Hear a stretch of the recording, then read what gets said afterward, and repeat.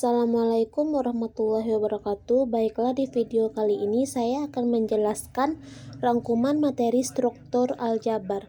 Langsung saja ke materi yang pertama. Grup siklis. Definisi G adalah grup siklis jika dan hanya jika ada unsur A elemen G, sehingga G sama dengan A elemen G disebut generator dari G. Yang pertama misalnya G sama dengan A, di mana X elemen G, X sama dengan A pangkat N. Untuk N-nya elemen Z. Untuk G grup dengan operasi perkalian.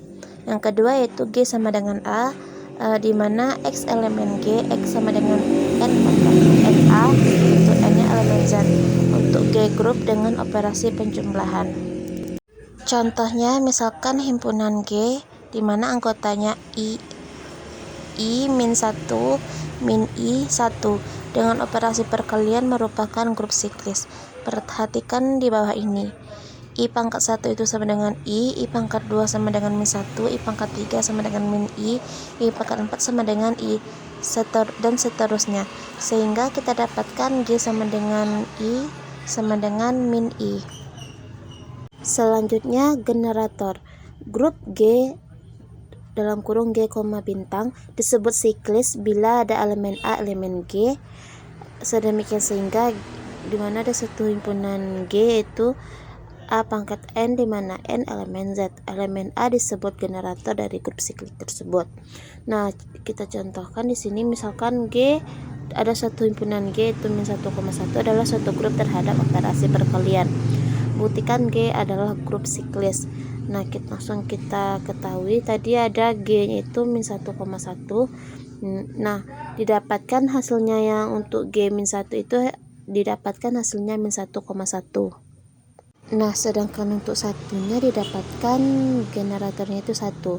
Karena G sama dengan min 1 hasilnya min 1,1, maka min 1 adalah generator dari G, dan G sama dengan himpunan G min 1,1 adalah sebuah grup siklis.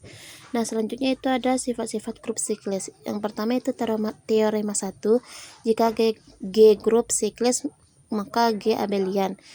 Yang teorema 2, jika A generator dari grup siklis G maka A inverse juga generator dari G. Selanjutnya itu grup permutasi. Permutasi dari sebuah himpunan adalah fungsi dari A ke A yang berkorespondensi 1,1 dan onto. Permutasi grup dari himpunan A adalah himpunan permutasi. Permutasi dari A yang membentuk sebuah grup dengan operasi komposisi fungsi. Nah, di sini ada sifat-sifat grup simetri, yaitu yang pertama ada sifat refleksi, yang kedua sifat simetri, dan yang ketiga itu sifat transitif. Yang pertama itu sifat refleksi, yang mana di sini A ekuivalen dengan AF2 karena A ekuivalen dengan AF pangkat bintang sama dengan AE. Yang kedua itu sifat simetris. Jika A ekuivalen dengan BFI maka B ekuivalen dengan AFI. Karena I bilangan bulat terdapat min I sehingga A ekuivalen dengan BF inverse. Ini berarti B juga ekuivalen dengan AFI. Sifat yang ketiga itu sifat transitif, yang mana jika A sama dengan BFI dan B sama dengan CFI berarti B sama dengan AFI dan C sama dengan BFI min AFI. Maka AFI pangkat 1 plus I yang berarti A sama dengan CFI. Contoh soal dari grup permutasi yang di sini yang pertama itu misalkan himpunan A sama dengan XYZ, maka A-nya sama dengan ABC CAB. Merupakan sebuah permutasi di mana A dalam kurung A-nya sama dengan C, B-nya sama dengan A, dan AC-nya sama dengan B. Untuk soal yang kedua, misalkan himpunan B itu yang mana anggotanya 1, 2, 3, 4, 5 diberikan dua permutasi pada B. Nah, maka didapatkan hasilnya itu 1. Yang berikutnya itu homomorfisme grup.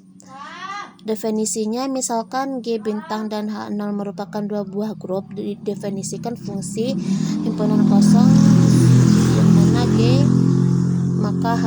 Dikatakan homomorfisme grup jika himpunan kosong menguatkan operasi berlaku himpunan kosong A bintang B sama dengan himpunan kosong A sama dengan himpunan kosong B. Maka sama dengan demikian sehingga A, B elemen G. Di sini ada sifat-sifatnya. Yang pertama itu himpunan kosong E itu sama dengan E pangkat E. Yang kedua, himpunan kosong dari X inverse sama dengan himpunan kosong X inverse sedemikian sehingga X elemen G. Jika H subgrup dari G, maka himpunan kosong H subgrup dari G bintang, G pangkat bintang. Dan yang keempat itu K pangkat bintang subgrup dari G pangkat bintang, maka inverse dari himpunan kosong K pangkat bintang subgrup dari G. Berikut ada contoh homomorfisme grup. Yang pertama itu dalam grup Z plus didefinisikan permutasi himpunan kosong sama dengan Z, maka Z besar dengan himpunan kosong X sama dengan 2X, dimana untuk X elemen bukan elemen Z. Buktikan karena X, Y bukan elemen Z kecil, diperoleh himpunan kosong X tambah Y sama dengan Z X tambah Y. 2X tambah 2Y sama dengan himpunan kosong X ditambah himpunan kosong Y, sehingga himpunan kosong merupakan homomorfisme grup. Yang kedua itu soal yang kedua, dalam grup R, plus didefinisikan pembuktian himpunan kosong sama dengan R pangkat plus, di mana R dengan himpunan kosong X sama dengan ln X, sedemikian sehingga X elemen R plus. Karena X, Y elemen R plus, diperoleh himpunan kosong XY sama dengan ln X tambah ln Y, maka sama dengan himpunan kosong X ditambah himpunan kosong Y, maka sehingga didapatkan himpunan kosong merupakan homomorfisme grup. Berikutnya yaitu isomorfisme grup. Suatu homomorfisme yang bijektif dinamakan isomorfisme. R dan R pangkat plus merupakan grup. Pemetaan himpunan kosong di mana R maka R pangkat plus dikatakan isomorfisme jika dan hanya jika memenuhi syarat. Yang pertama yaitu himpunan kosong merupakan pemetaan homomorfisme. Yang kedua itu himpunan kosong merupakan bijektif.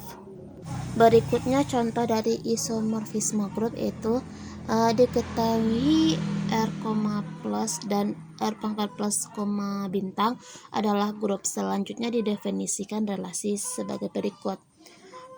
Alfa sama dengan R, maka R pangkat plus. X sama dengan alfa X sama dengan 13 pangkat plus. Periksalah apakah alfa merupakan isomorfisme atau bukan. Jawabnya, akan dibuktikan bahwa alfa adalah pemetaan. Pertama, perhatikan bahwa alfa X itu sama dengan 13 pangkat bintang, akan selalu termasuk di dalam R pangkat plus.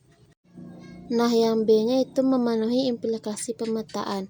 Ambil X1, X2 itu elemen R, X1 sama dengan X2. Perhatikan bahwa alfa X1 sama dengan 13 pangkat X itu sama dengan 13 X pangkat 2 sama dengan alfa X2.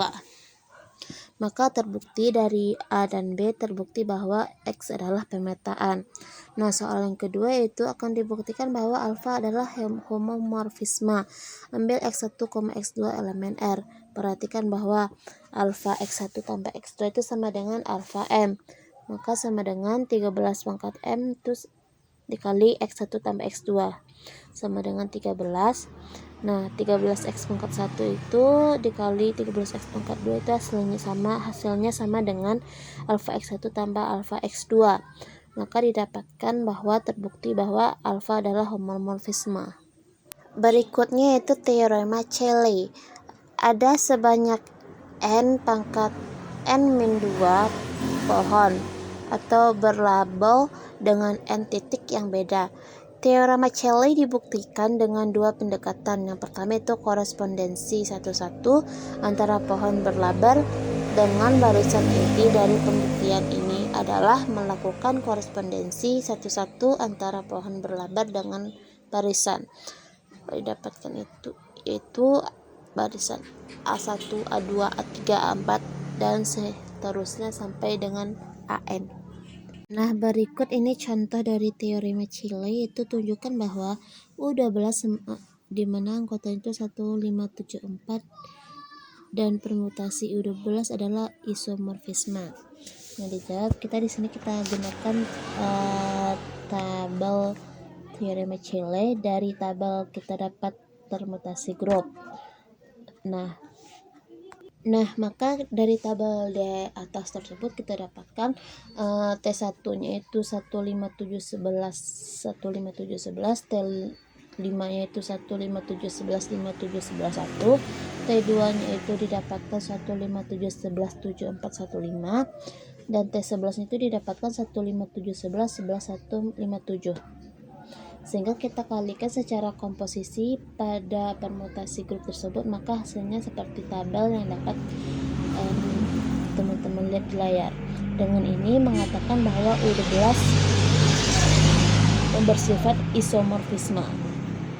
Nah, selanjutnya itu relasi ekuivalen. Untuk definisinya, misalnya kita berikan relasi pada himpunan A, maka relasi R disebut relasi refleksif jika untuk setiap A elemen A berlaku ARA.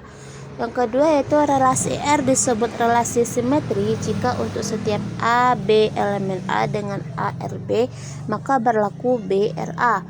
Yang ketiga itu relasi R disebut relasi ekuivalen jika relasi R memenuhi sekaligus relasi rekursif, simetri, dan transitif.